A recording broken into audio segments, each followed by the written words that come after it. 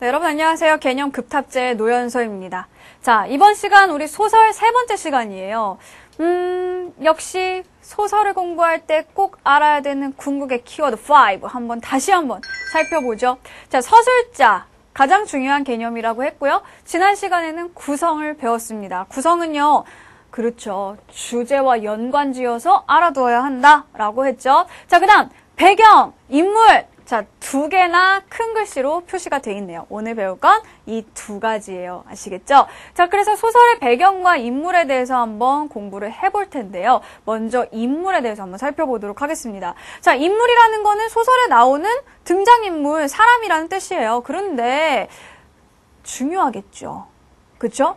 뭐 지금까지 하는 게 다 중요하긴 합니다만, 자, 이 인물이라는 거는요, 소설을 이끌어가는 가장 중심이 되는 게 인물이에요. 어떤 사람이 무슨 말을 했나? 어떤 사람이 무슨 행동을 했나? 이런 거에 따라서 사건이 만들어지고, 이런 것들에 따라서 갈등이 이루어지고, 그죠? 즉, 인물이 어떤 사람이냐에 따라서 많은 부분들이 또 결정이 될 수가 있다는 겁니다. 자, 그래서 인물에 대해서 우리가 한번 배워보도록 할 텐데, 선생님, 인물, 그냥, 뭐, 얘 나온다. 또 얘 나온다.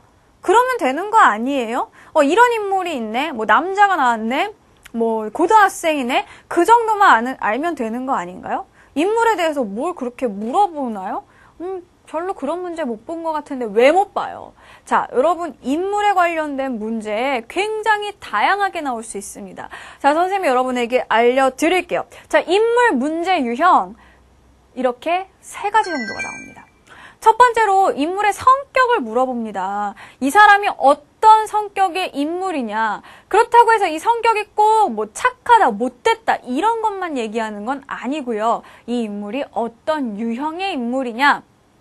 이런 것과도 관련이 있습니다. 자, 그다음 두 번째로는요, 인물의 심리 상태. 자, 어떤 행동에 밑줄을 놓거나 아니면 인물이 했던 말에다가 이렇게 밑줄을 쫙 쳐놓고 여기에서 드러나는 인물의 심리를 물어보는 그런 문제 많이 보셨죠? 그것도 인물 문제예요. 아시겠어요? 자, 세 번째로 인물의 말하기 방식 문제. 이건 특히 고전 소설에서 많이 나왔었는데 최근에 들어와서 현대소설에서도 나오는 그런 경향을 보입니다. 어떤 방식으로 말을 함으로써 자기의 의도를 이루고자 하는지, 자기의 의도를 드러내고 있는지, 인물의 말하기 방식도 인물 문제인 겁니다. 자, 어때요? 딱 인물 한 사람에 대해서 물어보는 문제가 아니라 하더라도 여기저기에 끼어서 많이 나올 수가 있겠죠. 그래서 인물을 파악한다는 것, 곧 그 소설을 파악한다는 뜻이고 문제 한 두 문제 정도, 세 문제 정도는 인물과 연관이 있을 겁니다. 자, 그래서 먼저 이 인물에 대해서 한번 우리가 알아보도록 할게요. 자, 선생님이 역시 또 표를 넣어놨습니다. 표 위에 보니까 뭐라고 써있어요? 전통적 인물 분류다. 이런 거 뭐라 그랬죠? 전통적으로, 즉 이론적으로는 이렇게 인물 분류를 해왔는데 아마 여러분도 중학교 때쯤에 소설의 인물 이런 거 배우면서 이런 거 공부했었을 거예요. 하지만 우리 수능에는 선생님이 전통적이라는 말 혹은 이론적이라는 말을 썼을 때 그게 우리 수능에서 중요하다? 그리 중요하지는 않다는 겁니다. 다만 이게 다른 개념들을 이해하는 데에 기초 자료가 되니까 필요한 자료가 되니까 그냥 살짝 알고만 넘어가자는 얘기죠. 수능에 그렇게 본격적으로 다뤄지는 그런 개념들은 아닙니다. 자, 그러면은 그냥 살짝 보고 넘어가요. 보세요. 자, 분류 기준이 있어요. 비중에 따라, 역할에 따라, 특성에 따라, 성격 변화 여부에 따라.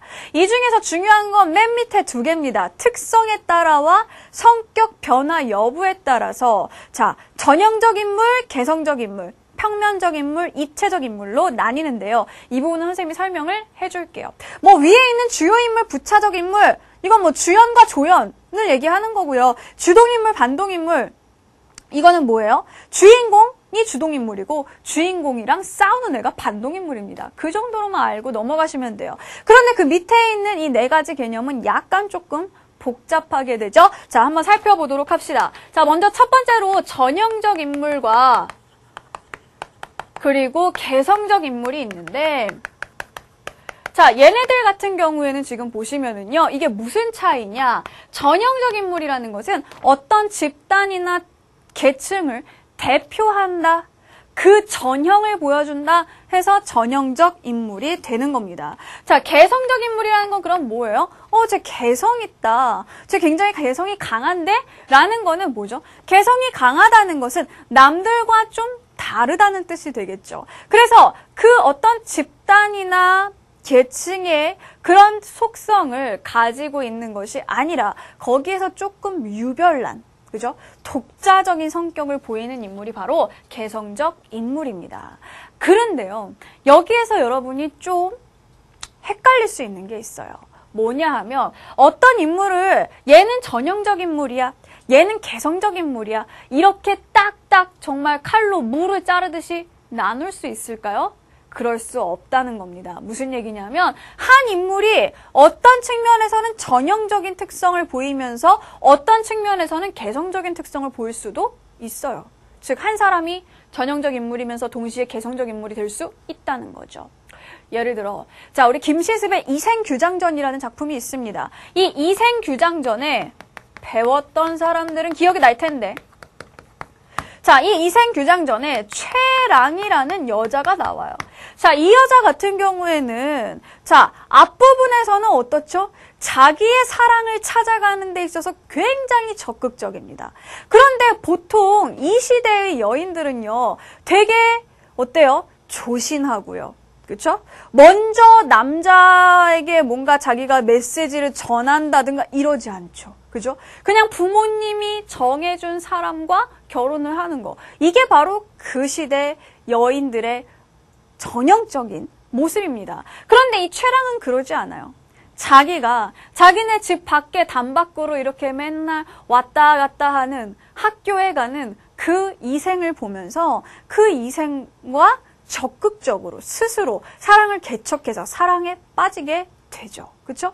그런 면에서 봤을 때 자기가 부모님의 뜻과 달리 자기가 먼저 어떤 남자를 보고 그 남자에게 적극적으로 어떤 행동을 해서 자기의 사랑을 자기 스스로 성취한다라는 점에 있어서는 굉장히 개성적인 인물이 될 수 있다는 거예요. 하지만 뒷부분으로 가게 되면 어떻게 되나요? 홍건적의 난이 일어나게 됐을 때 이 강도들이 찾아와서 이 최랑을 겁탈하려고 합니다.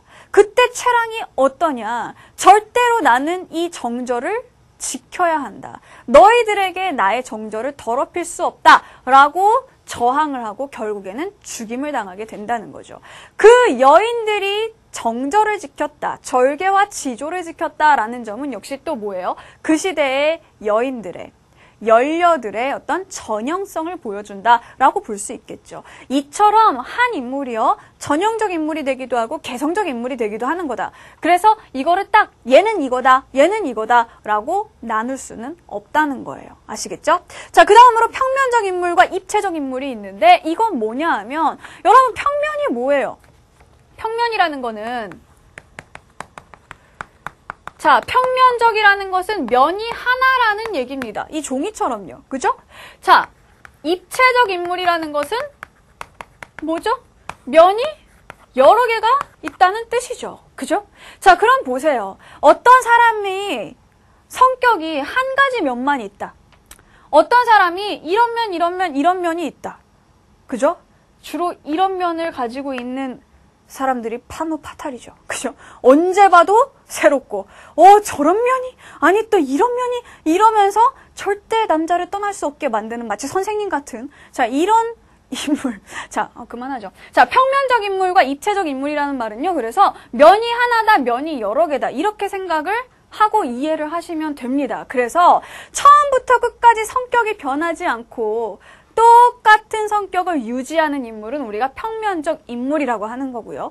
소설 속에서 성격의 변화를 보이는 인물은 입체적 인물이다라고 알아두시면 되겠습니다. 자, 그래서 여기서 전형적, 개성적, 평면적, 입체적 인물, 전통적 인물 분류로서 알아두시고요. 수능에 더 자주 나오는 개념은 이제부터 시작입니다. 자, 한번 보도록 할게요. 자, 먼저 우리 고전 소설에 나오는 인물들을 한번 정리를 해보도록 하겠습니다. 선생님이 지난 시간에도 이러한 구조들이 있는데 사실 이런 구조들은 수능에 잘 안 나오고 고전 소설에 있어서 이런 구조를 더 눈여겨봐라 라고 얘기를 했죠. 인물도 마찬가지예요.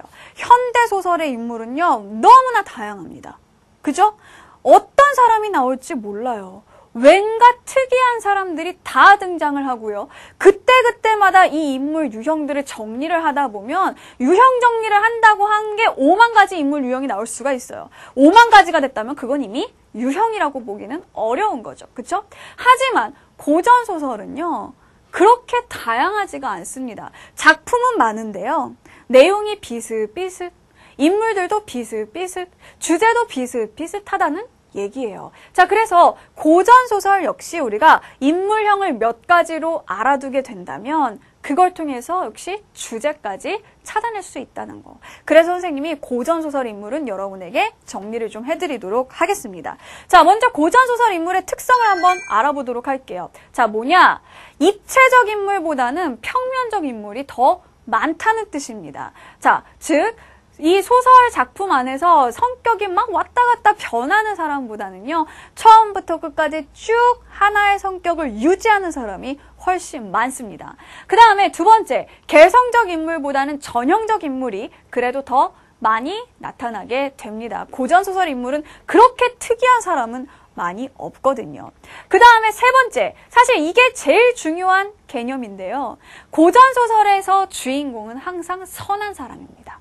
아시겠죠? 자, 그래서 고전소설의 갈등 구조를 우리가 그려보게 되면 거의 대부분이 선과 악의 대립으로 드러나게 되는데 무조건 선한 사람이 우리 편, 주인공이에요. 그리고 이 선한 사람, 주인공과 대립하는 인물, 아까 우리가 위에서 뭐가 있었죠? 반동인물이 있었죠. 이 반동인물 같은 경우에는 악한 사람입니다. 그래서 주인공은 승리하고 악한 사람이 벌을 받기 때문에 고전소설은 행복한 결말이 되는 거고요. 그럴 수밖에 없겠죠. 보세요. 자, 선한 사람과 악한 사람이 싸워요. 그런데 이 선한 사람이 주인공이에요. 이럴 수밖에 없어요. 고전소설은. 주인공은 선한 사람이요. 뭐 현대소설이나 뭐 우리가 보는 영화처럼 매력적인 악인 이런 거 없어요. 알겠죠? 막 뭔가 옴므파타 막 이런 거 없어요. 아시겠죠? 그냥 착한 사람이 우리 편 주인공인 겁니다. 그래서 주동인물. 이 사람은 반동인물이 되는 거죠. 그리고 고전소설에서는 항상 선이 어때요? 이겨요. 얘가 승리를 하게 돼요. 그럼 보세요. 주인공이 승리하는 거면 해피엔딩이죠.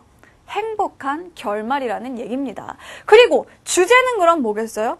주인공, 선한 사람은 승리하고 악한 사람은 어떻게 돼요? 패배하고 또 그냥 지고 끝나는 게, 그래 내가 졌다 이러고 가버리는 게 아니죠. 반드시 이 사람은 벌을 받게 됩니다. 그죠? 자, 그래서 주제는 어떻게 되느냐? 바로 고전소설의 주제보다 권선징악이다. 자, 권선징악이라는 말은 뭐냐 하면 선을 권하고 악을 징계한다라는 그런 뜻입니다. 그래서 선한 사람, 착한 사람이 복을 받고 나쁜 사람은 벌을 받는다. 이럴 때 우리가 권선징악의 주제를 가지고 있구나라고 할 수 있는 겁니다. 아시겠죠? 자, 그래서 선생님이 지금 고전소설의 인물은 선과 악으로 나눌 수 있다라고 했는데요. 그 밑에 보시면 역할에 따른 고전소설 인물의 종류에 선생님이 이거를 좀 더 구체적으로 그려놨죠. 그 그림을 한번 보도록 하겠습니다. 자, 주인공은 선인이라고 했습니다. 그리고 그의 대립하는 반동인물, 여기에서는 주인공의 대립하니까 대립하는 자, 대립자라고 한번 해보도록 할게요. 자, 이렇게 봤을 때 보세요. 자, 주인공에게 도움이 되면 그 사람들도 선이겠죠. 주인공을 도와준다든가 주인공이 위기에 빠졌을 때 구해준다든가 그럼 그 사람들도 다 선의 편에 서게 되는 겁니다. 반대로 이 대립하는 주인공과 대립하는 사람, 악인으로 그려지는 사람에게 정보를 제공한다든가 이 사람을 도와주는 사람은 그 사람들도 악의 범주에 속하게 된다는 거죠. 자, 그래서 고전소설은요, 역할에 따라서 우리가 인물을 나눌 수 있는데 먼저 주인공이 있고 그 다음 대립자가 있겠죠. 이 사람들은 선과 악으로 나뉜다고 했습니다. 또 주인공을 도와주는 사람을 우리가 조력자라고 하고요. 주인공을 길러주는 사람을 양육자라고 또 하죠. 그렇죠? 또 주인공을 구해주는 사람을 구출자라고 합니다. 이런 사람들은 다 주인공에게 도움이 되기 때문에 역시 선에 속한 사람이라고 볼 수 있겠죠. 그죠? 자, 또 우리가 문제를 풀다 보면 인물 간의 관계를 그림으로 그려놓고 그 중에 정보 제공자라는 사람이 있을 때가 있어요. 뭐 그렇게 큰 비중을 차지하지는 않는다 하더라도 자, 중간에 길을 알려준다든가 아니면은 뭐 이 사람이 숨어있는 곳을 이 사람한테 알려준다든가 이런 식으로 뭔가 정보를 주는 사람을 다 정보 제공자라고 할 수 있어요. 이 정보 제공자의 성격은 어떨까요?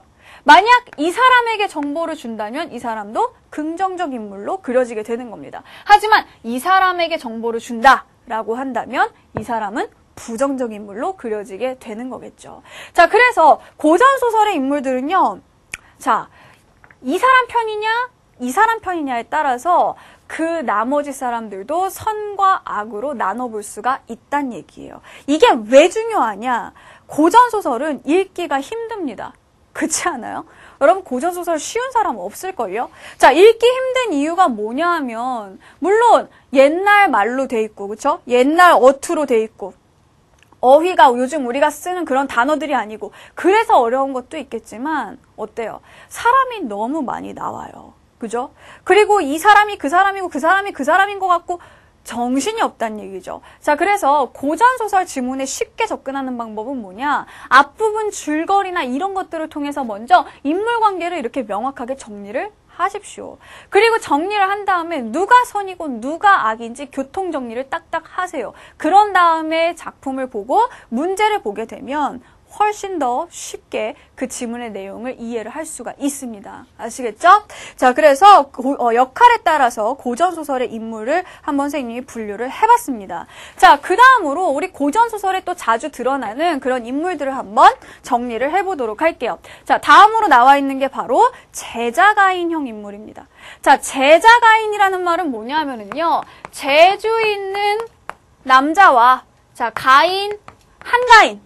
자, 재주 있는 남자와 한가인이에요. 자, 한가인 이뻐. 그쵸? 이쁘죠? 재주 있는 남자와 아름다운 여자라는 뜻입니다. 자, 그래서 제자가인형 인물이 만약에 소설에 나온다라고 한다면 이때 이 주인공들은 다 어떤 인물이다?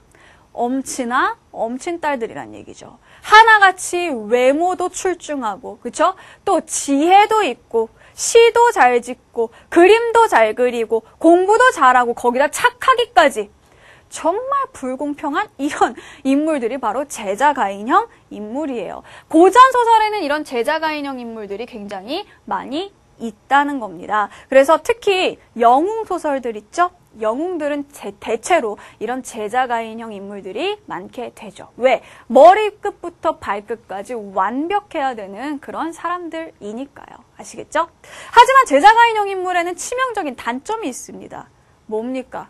현실성이 좀 떨어진다는 얘기죠. 그래서 현대소설로 오게 되면은요, 이런 제자가인형 인물 없습니다. 오히려 현대소설에서는 뭔가 한 군데가 부족한 무엇인가가 결핍되어 있는 인물들이 많이 나오게 되죠. 왜? 그것이 독자들에게 더 공감을 얻을 수 있게 되니까요. 제자가인형 인물은 처음에는 보기 좋을지는 모르지만 독자들에게 어떤 깊은 감동이나 공감을 주기는 이제는 한계가 있다는 겁니다.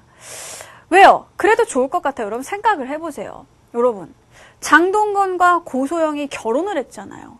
그 결혼이 감동적입니까? 선생님은 거기에서 어떤 감흥도 느낄 수가 없었어요. 왜? 그냥 그건 그리스 조각상 둘이 결혼한 거잖아요. 그쵸? 인간 세계의 일이 아니에요. 그냥 뭐 했나보다. 뭐 그런가 보네.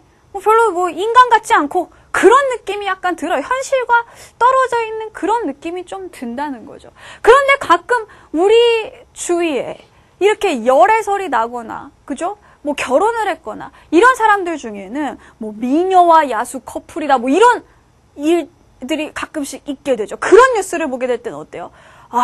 감동이 오는 거죠. 나에게도 희망이 있다. 왜? 어때요? 이럴 때는 좀 더 우리와 비슷한 사람들이 나오게 될 경우에 우리는 거기에서 현실성을 느끼게 됩니다. 그리고 거기에서 감동과 공감을 느낄 수 있게 된다는 얘기죠. 그래서 제자가 인용 인물은요, 고전소설, 영웅소설에 주로 많이 나타나고요. 약간 비현실적인 그런 소설들에 많이 나온다라고 알아두시면 되겠습니다. 자, 그 다음에 의인화된 인물이라는 개념이 있어요. 자, 무슨 얘기냐면 의인화라는 거는 뭐죠? 사람이 아닌 것, 즉 동물, 식물, 사물. 자, 이런 것들을 의인화해서 주인공으로 만든다라는 그런 얘기입니다. 그런데 여러분 보세요. 사람이 주인공이 아니라 동물이나 식물이나 사물이 주인공이다. 왜 이런 방법을 택했을까요? 자, 동물이나 식물이나 사물의 세계에 인간의 세계를 비유한 거죠. 비유해서 결국 이것은 돌려 말하기를 한 겁니다. 우리가 배웠던 개념, 우위라는 개념 있었죠?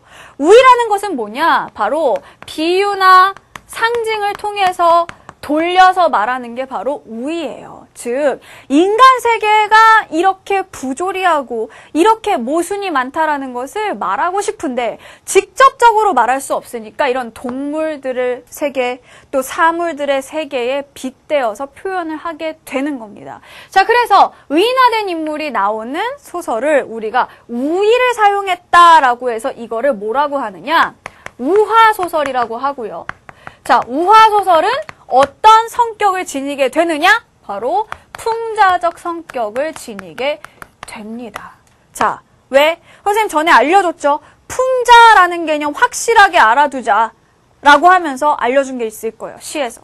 풍자라는 건 희화화를 사용하거나 우위를 사용해서 만들 수 있다고 했어요. 이 경우에 지금 우위를 사용했기 때문에 풍자의 효과가 나올 수가 있다는 거죠. 그래서 여러분 고전소설을 보시다가 혹시 동물이나 식물 이런 것들이 등장하는 소설이 있다면 이걸 통해서 사회의, 인간 사회의 어떤 모습을 풍자하고자 하는 것인지 생각을 해보시라는 얘기입니다. 예를 들어 장기전이다. 장기전 같은 경우에는 꿩, 그쵸? 꿩을 의인화해서, 그쵸? 우위적으로 표현한 우화소설인데, 여기에서는 어떤 점을 풍자할까요? 장기가 자기 부인 까투리의 말을 안 듣고, 그쵸? 계속 까투리는 불길하다, 불안하다, 가지 마라, 어젯밤에 나쁜 꿈 꿨다, 라고 하면서 말리는데, 이 장기는 그 콩 하나를 먹겠다고 계속 이러면서, 그쵸? 가가지고 콩을 콕 찍었다가 부악! 그쵸? 덫에 걸리게 되었다는 겁니다. 뭘 말하고자 하는 거예요? 단순히 그냥 어느 꿩 부부의 참사. 이게 주제였을까요? 아니겠죠. 그죠? 뭡니까? 여성의 말을 경시하는, 즉 여성의 지위를 얕잡아보는 가부장 제도에 대한 비판이, 즉 가부장제라는 당시 사회를 이끌어가는 가장 중심이 되는 그 제도에 대한 비판, 풍자가 바로 그 장기전의 주제가 된다는 겁니다. 아까 선생님 얘기했어요. 어떤 인물이 등장하느냐에 따라서 우리가 주제를 알 수 있다고요. 의인화된 인물이 등장하는 소설은요, 풍자적인 내용이 주제가 될 가능성이 높습니다. 아시겠죠? 자, 다음으로 익살스러운 인물. 여러분, 익살이 뭔가요? 익살. 유머입니다. 예능이에요. 자, 그래서 이 익살스러운 인물은요, 바로 소설 속에서 예능을 담당하고 있는 친구들입니다. 자, 그래서 다른 말로 방자형 인물이라고도 하죠. 여러분, 방자가 어디 나오나요? 방자. 그래요. 춘향전에 나옵니다. 이 춘향전에서 여러분이 접했던 춘향전 부분에서는요, 방자를 잘 못 봤을 거예요. 그런데 전체 춘향전을 놓고 보게 된다면 방자는 누구죠? 바로 이몽룡의 하인입니다. 그런데 얘가 하는 역할이 뭐냐? 단순히 그냥 이몽룡을 쫓아다니면서 춘향이 편지 셔틀하고 이 정도에서 끝나는 것이 아니라 옆에서 이몽룡을 따라다니면서 계속 깐족깐족대면서 뭔가 그 양반들의 행태나 이런 것들을 조롱하고 비판까지는 아니라 하더라도 놀리고 야유하는 그런 대사들이 몇 개가 있습니다. 자, 그래서 이런 역할을 또 하는 게 누구냐면 여러분이 1학년 때 국어 시간에 배웠던 봉산탈춤의 말뚝이에요. 그래서 이 말뚝이나 방자 같은 사람들을 우리가 방자형 인물, 익살스러운 인물이라고 하는데 역할은 무엇이냐? 바로 양반들에 대해서 조롱과 또 야유를 하는, 비판하는, 풍자하는 그런 기능을 한다라는 얘기죠. 자, 그래서 방자형 인물이 등장한다. 그런 작품에서는요, 전체 아주 주를 이루는 주제는 아니라 하더라도 여러 가지 주제들 중에 하나쯤은 당시 사대부에 대한, 양반에 대한 혹은 집권 계층에 대한 풍자가 살짝 끼어 있을 수 있다는 겁니다. 아시겠죠? 자, 그 다음 마지막으로 근대적 인간형이라는 것이 있는데요. 자, 이 근대적 인간형이라는 것은 무엇이냐? 자, 근대라는 말에서 우리가 힌트를 얻을 수 있어요. 자, 근대적 인간형이다. 자, 근대 전에는 무슨 시대였죠? 중세였죠. 자, 중세에서 근대로 들어오면서 새롭게 등장한 인간형이라는 뜻입니다. 그러면은요, 여러분, 중세시대라는 거는 여러분 잘 국사 시간에 배웠던 내용 한번 생각해보세요. 기억이 날라나? 자, 중세시대는 신분제도가 아주 엄격하게 지켜졌던 시대였습니다. 즉, 모든 것에 있어서 신분이 가장 중요한 가치였다는 얘기죠. 그런데 근대로 들어오게 되면서 여러분 기억나요? 임진왜란 이후를 우리나라 근대라고 하는데 임진왜란 이후에 신분제도가 혼란스럽게 되죠. 그러면서 타고난 신분이 아니라 개인이 가지고 있는 능력이나 성품이나 이런 것들을 더 중시하기 시작합니다. 그래서 우리 고전소설에서도요, 근대적 인간이 등장했다라는 것은 무슨 얘기냐? 자, 거기 보세요. 자, 당시 유교사회에서 이 사회죠. 그쵸?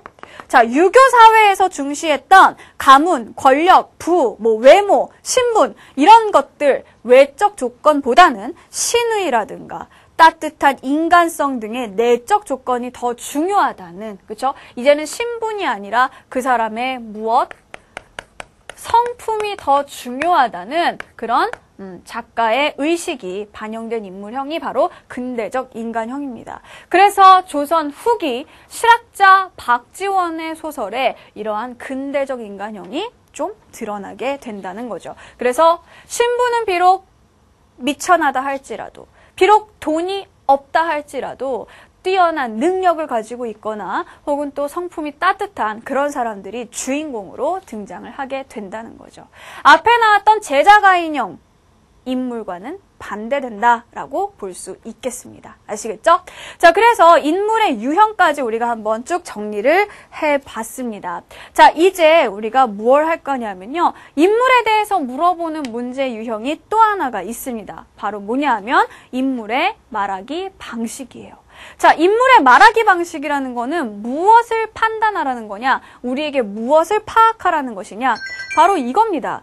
이 인물이 어떤 방법으로 말을 하고 있느냐, 예를 들어 고사를 인용한다라든가 비유적인 표현을 들고 있다든가 아니면은 유교적 덕목을 내세우고 있다든가 이런 방법을 사용해서 자, 자신의 주장을 드러내고 있다, 상대방을 설득하고 있다, 이런 식으로 그 의도나 목적을 이루기 위해서 사용한 특정한 그 말하기 방식을 우리가 인물의 말하기 방식이라고 하는 거죠.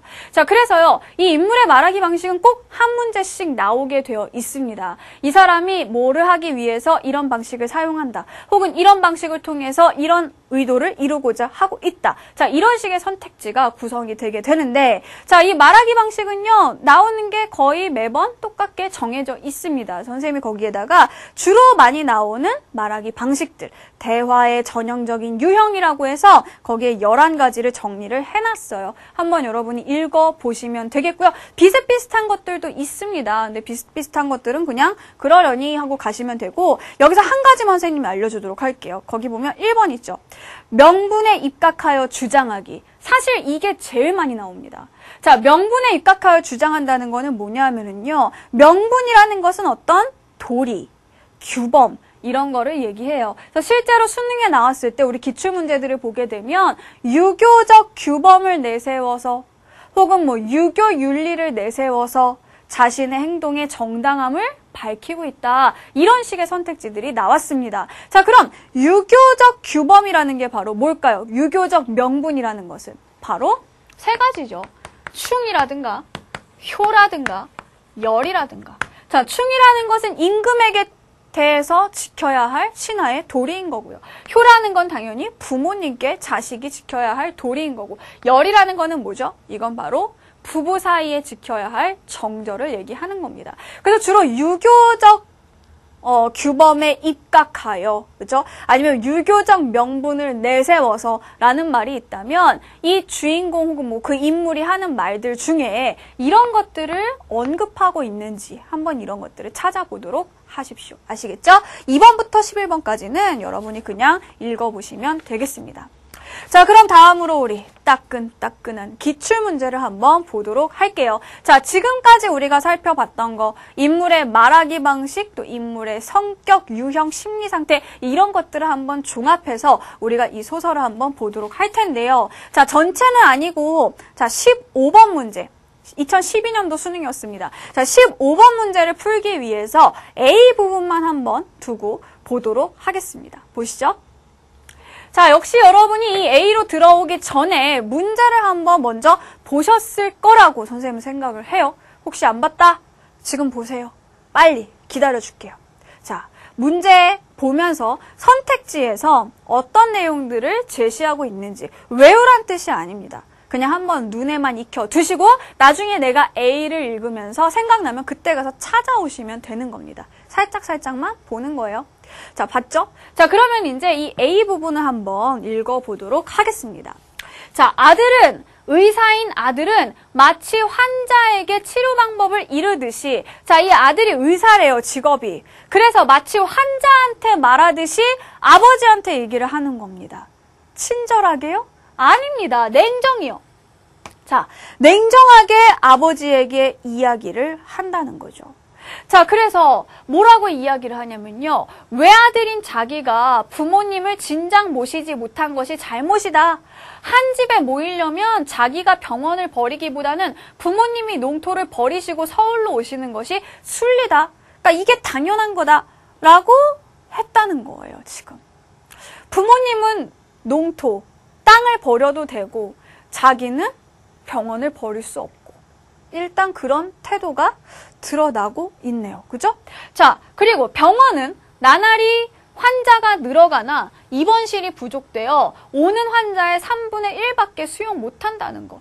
지금 시국에 큰 건물을 새로 짓기란 거의 불가능의 일인 것. 마침 교통 편한 자리에 3층 양옥이 하나 났는데 인쇄소였던 집인데 전체가 콘크리트여서 방화 방공으로 가치가 충분하다. 그럼 무슨 얘기예요? 이걸 통해서 결국. 그 인쇄소였던 건물을 내가 사가지고 거기에다가 병원을 열겠다라는 얘기잖아요. 그렇죠?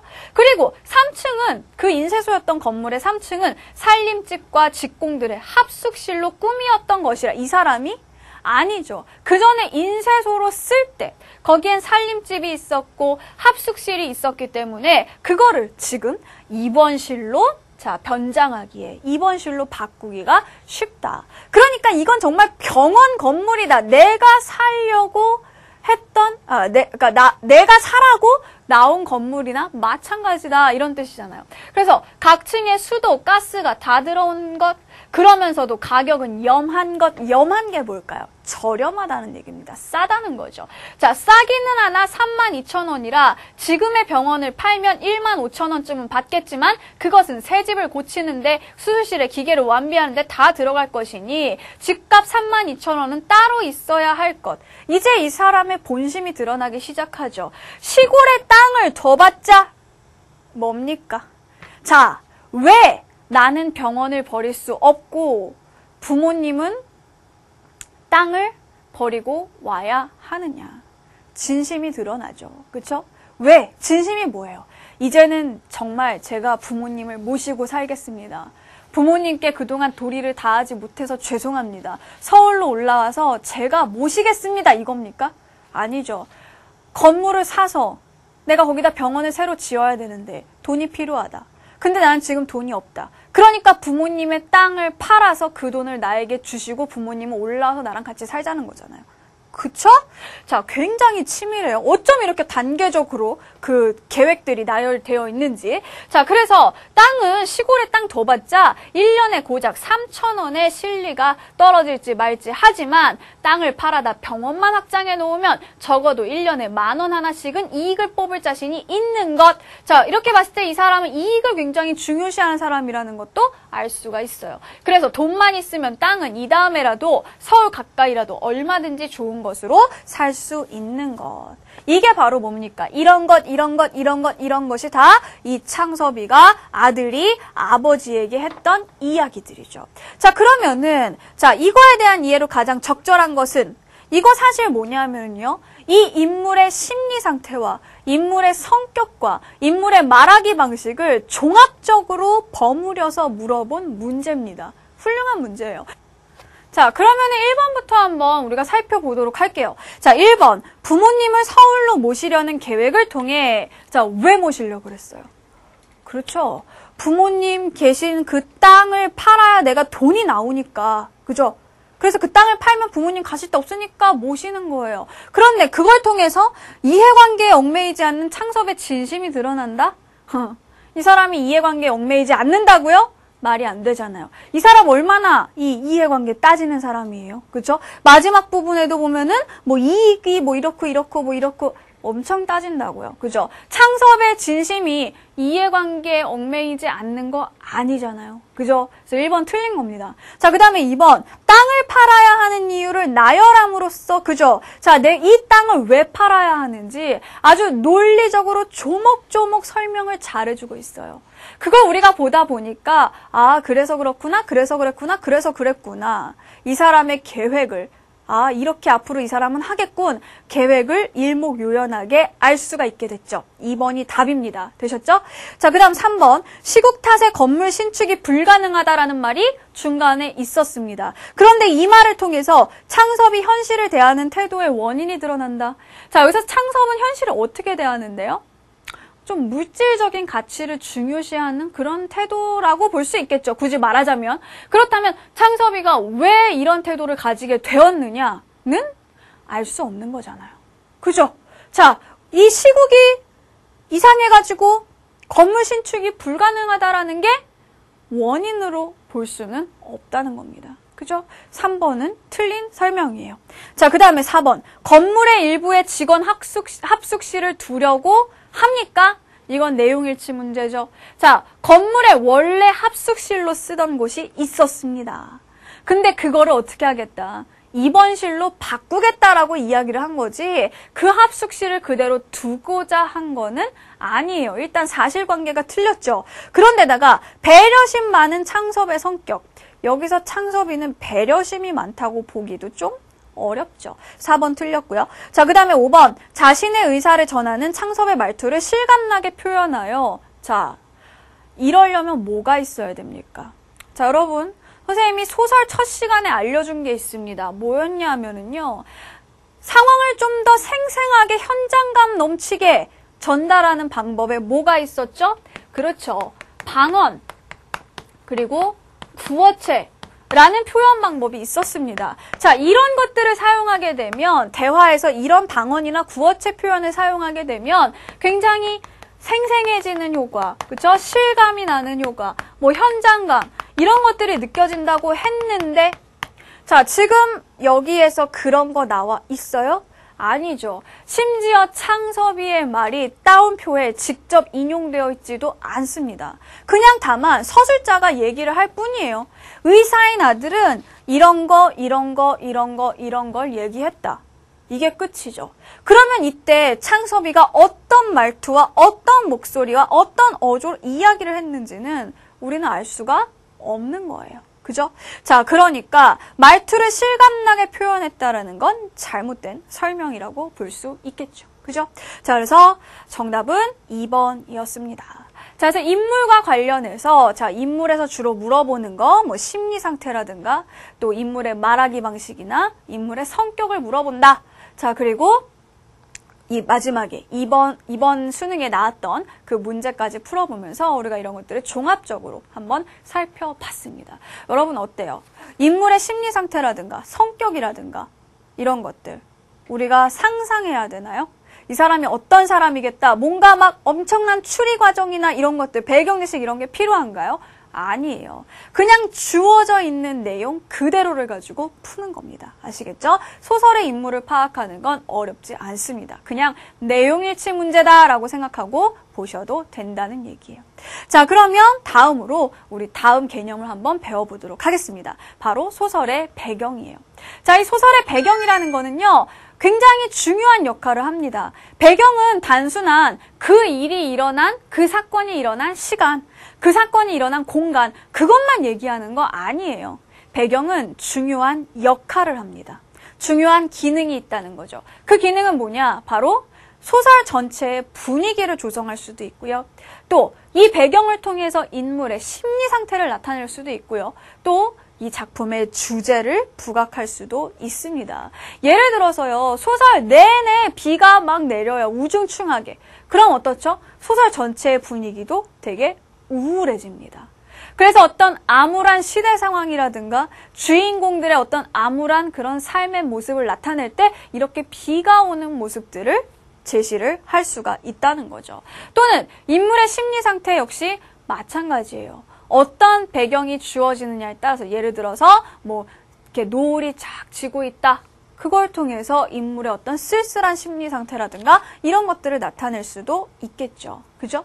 자, 그리고 주제를 나타내기도 한다. 자, 이 배경이라는 게 꼭 어떤 공간, 시간 아니어도 됩니다. 선생님이 좀 전에 얘기했던 것처럼 비 오는 날이라든가 아니면은 뭐 봄이라든가 이런 식으로 날씨나 계절을 통해서도 배경을 나타낼 수 있어요. 그리고 이 배경은요, 보기에서 그 배경에 대한 설명이 주어지는 경우도 굉장히 많이 있거든요. 그러니까 실전 문제를 풀면서 한번 여러분이 이런 것들을 확인을 해보시면 되겠습니다. 자, 그러면은 우리 2012년도 9월 모의평가 때 나왔던 지문을 일부예요. 살짝 보면서 배경의 기능, 배경이 어떤 기능을 할 수 있는지 눈으로 살짝 한 번만 확인하고 오도록 할게요. 보시죠. 자, 그날 저녁 답은 왜 그렇게 하늘이 타는지 몰랐다. 자, 하늘이 타요. 진짜? 119 불러야 돼요? 자, 이거는 무슨 얘기죠? 노을을 얘기하는 거겠죠. 그쵸?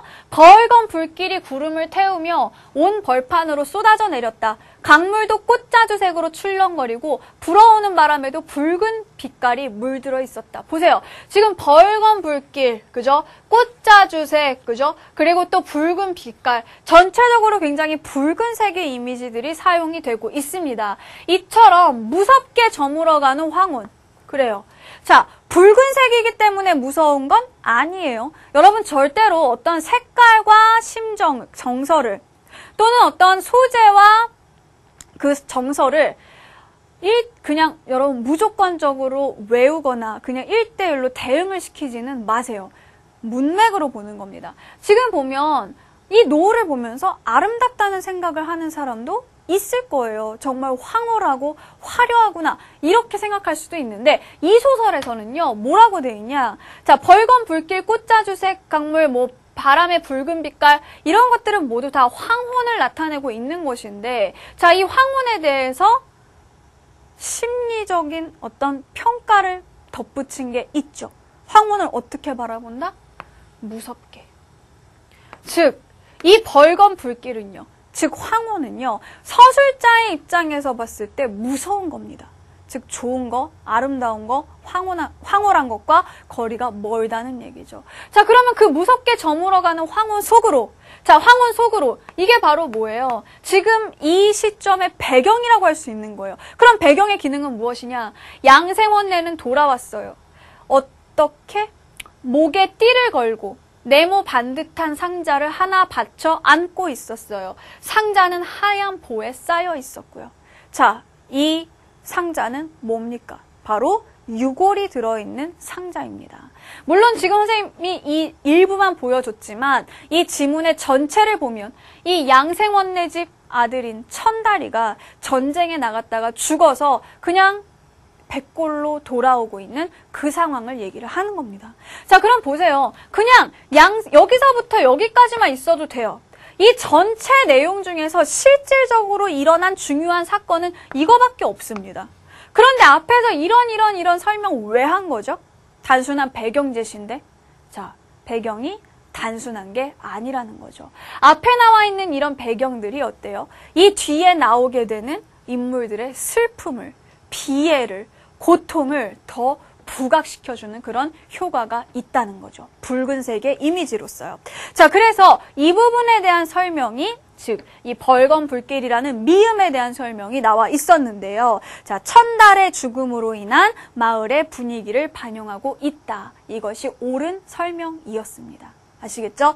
자, 이런 것처럼 배경은요, 어떤 일정한 분위기를 조성하기도 하고요. 또, 인물들의 어떤 심리 상태를 나타내기도 하고요. 그 아까 이야기했던 죽음으로 인한 뭔가 슬픔이라든가, 그쵸? 고통이라든가 이런 심리 상태를 나타내기도 하고 또 주제를 부각시킬 수도 있다는 거 여러분 기억을 해주시면 되겠습니다. 자, 그러면 우리 마지막으로요. 기출문제를 한번 풀어보도록 하겠습니다. 자, 이 기출문제는요, 역시 배경과 관련한 문제를 선생님이 가지고 와봤습니다. 자, 2012년도 수능에 출제되었던 호질이라는 작품인데요. 자, 여기에서 26번 문제를 보시면, 자, 기역, 니은, 디귿, 리을, 미음이 다 시간적 배경 또는 공간적 배경으로 이루어져 있죠. 선생님이 여기서 지문을 하나하나 다 읽지는 않겠지만, 여러분 풀어봤을 테니까, 설마, 기출 아직 안 풀어본 거 아니죠? 그죠? 자, 풀어보고 읽어봤을 테니까 하나하나 선생님이 다 설명을 해주지는 않겠지만 배경의 기능과 또 배경의 의미를 중심으로 해서 한번 살펴보도록 하겠습니다. 자, 먼저 기역부터 보시면 자, 이 기역은 밤이죠. 자, 밤에 대해서 뭐라고 설명하나 보니까 북곽선생과 동리자의 본색이 드러나는 시간이다. 자, 이 밤이라는 시간적 배경이 나오고 있는데 이 시간에 대해서 뭐라 그러냐? 북곽선생이랑 동리자의 본색이 드러난대요. 자, 이거 결국 뭐예요? 그렇죠. 시간적 배경이지만 결국에는 또 내용일치 문제로 귀결될 수 있다는 겁니다. 원래 이 북곽선생과 또 이 동리자라는 사람들은요. 사람들에게 존경을 받고 학식이 높고 어때요? 그 정절을 잘 지키는 그런 인물들이었습니다. 하지만 밤이 되면 어떻습니까? 이 북곽선생이 동리자의 방 안에 숨어 들어가게 되죠. 즉 이들의 본색을 알 수 있는, 본색이 드러나는 시간이라고 할 수 있는 거고요. 자, 그 다음에 니은 보면은요. 니은은 방입니다. 자, 이 방, 동리자의 방이죠. 자, 여기 뭐라고 설명했나요? 2번에서 자, 북곽선생의 욕망이 표출되는 공간이다. 그렇죠. 겉으로 보기에는 사람들에게 존경을 얻고, 그쵸. 굉장히 막, 벼슬 해도 뜻이 없는 이런 청빈한 선비이지만 사실 그 실상을 알고 보면 밤마다 과부의 방에 들어가는 그런 욕망을 가지고 있는 사람이라고 할 수 있습니다. 자, 그 다음에 디귿을 보시면은요. 자, 디귿은 뭐냐 하면은 구덩이입니다. 이 북곽선생이 동리자의 아들들에게 쫓겨서 도망을 가다가 구덩이에 빠지게 됩니다. 또 그 구덩이에는 똥이 가득 차 있다라고 돼 있었죠. 그럼 똥구덩이에 빠져있는 그 북곽선생, 단순히 그런 물리적 공간에 빠진 것이 아니라 이 구덩이에는 상징적인 의미가 있는 거죠. 북곽선생이 현재 처한 위치가 똥구덩이다. 실제로 똥구덩이 그 자체만을 이야기하는 것이 아니라 이 사람 자체가 위선과 타락, 이런 것들에 휩싸여 있기 때문에 이 사람의 삶 자체가 사실은 똥구덩이에 빠진 그런 더러운 삶이다라는 것을 의미하는 겁니다. 자, 그 다음에 리을 보니까 자, 리을에는 아침. 자, 아침이 되니까 무슨 일이 있었나요? 밤에 호랑이한테 혼나고, 그쵸? 얘가 이렇게 정말 손이 발이 되도록 이렇게 빌고 있는데, 자, 아침이 되니까 어때요? 농부가 한 사람이 다가오게 됩니다. 그러면서 자, 어때요 지금? 여기서 사실 이 북곽선생은요. 호랑이한테 제발 자기 살려달라고, 자기 잡아먹지 말라고 이러고 계속 빌고 있으니까 호랑이가 갔는지 안 갔는지 알게 뭐 계속 모르고 이러고 있었던 거죠. 그러고 있다가 딱 일어나 보니까 아침이 됐고 농부가 아니 선생님 왜 아침부터 이렇게 어디에다 들판에 대고 절을 하십니까? 라고 합니다. 근데 거기에다 대고 사실 내가 호랑이한테 이렇게 말하면 창피하잖아요. 그러니까 뭐라고 얘기를 해요? 자, 하늘이 높다 하되 머리 어찌 안 굽히며 땅이 두텁다 하되 어찌 조심스레 걷지 않겠는가?